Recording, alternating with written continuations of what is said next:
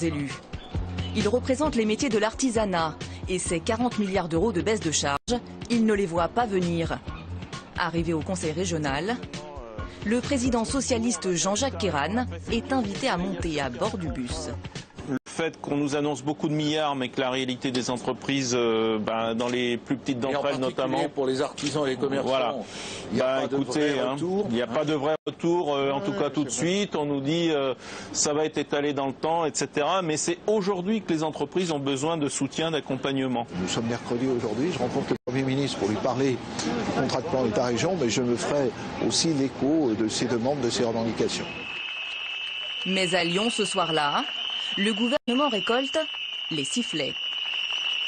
2000 patrons venus scander leur ras-le-bol à l'appel des 3 principaux syndicats. Un gigantesque défouloir. Nous, Président, nous voulons une simplification véritable du Code du travail. Nous, Président, nous souhaitons une augmentation du temps de travail.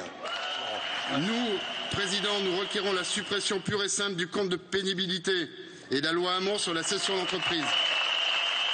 Loi Hamon, obligeant les patrons à informer leurs salariés avant toute cession d'entreprise, ou encore compte pénibilité, 2 dispositifs aberrants pour les chefs d'entreprise. Démonstration. Je dirige une entreprise de maçonnerie. Oui. Je vous donne un exemple d'un immeuble sur un terrain qui est arboré. Oui. La moitié de la construction est à l'ombre, l'autre moitié au soleil. Oui. À l'ombre, il fait 26, 27, au soleil, il fait 35. D'accord. Dès qu'un de mes salariés passe de l'ombre au soleil, il passe en pénibilité. Et donc... Rire jaune, incompréhension, que comprennent les Français.